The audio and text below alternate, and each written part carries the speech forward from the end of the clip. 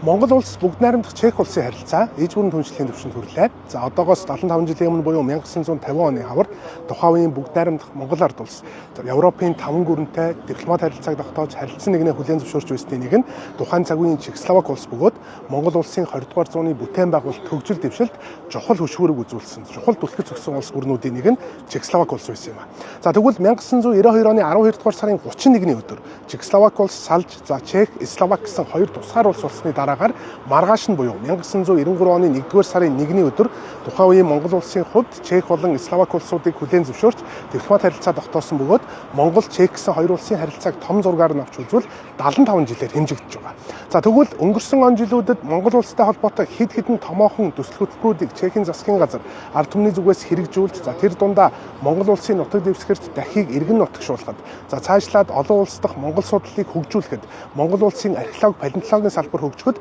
Чехийн засгийн газрын зүгээс үзүүлсэн тусалцаа дэмжлэгүүд, Чехийн төрийн болон төрийн бус байгууллагуудын дэмжлэгүүд чухал нөлөөг үзүүлж байсан юм. За тэгвэл 75 жилийн түүхтэй энэхүү харилцаа энэ удаагийн Монгол улсын ерөнхийлөгч Хурлцөхийн бүгд найрамдах Чех улсад хийж байгаа төрийн айлчлалын хүрээнд ээж бүрэн түншлэлийн түвшинд хүрч хоёр улсын гадаад хэргийн сайд нар ээж бүрэн түншлэлийн тунхаглалд гарын үсэг зурлаа. За түүнээс гадна дотоод хэрэг, байгаль орчин зэрэг олон салбаруудад хамтран ажиллах тухай албан ёсны хилцээрүүдэд талууд гарын үсэг зурж хоёр талын харилцаа шат ахиж хэд хэдэн салбарт хамтран ажиллах замын зураг тогтоосон чухал үр дүнтэй айлчлал болж байна. За мэдээж Монгол улсын хувьд сүүлийн он жилүүдэд Европын холбооны гишүүн улс орнуудтай харилцаагаа ахиулах чиглэлд томоохон акцийг гаргаж байгаа. За Монгол улсын өдгөө хүчин төгөлдөр хэрэгжиж байгаа 2011 оны гадаад дуудлагын үзэл баримтлалын дагуу 6 улс болон холбоог өөрийн 3 дахь чурш хэмээн нэр зан дурдсан байдгийн нэг нь Европын холбоо бөгөөд Европын холбооны гишүүн улс орнуудын дотроос 2023 онд гэхэд Монгол улсын хувьд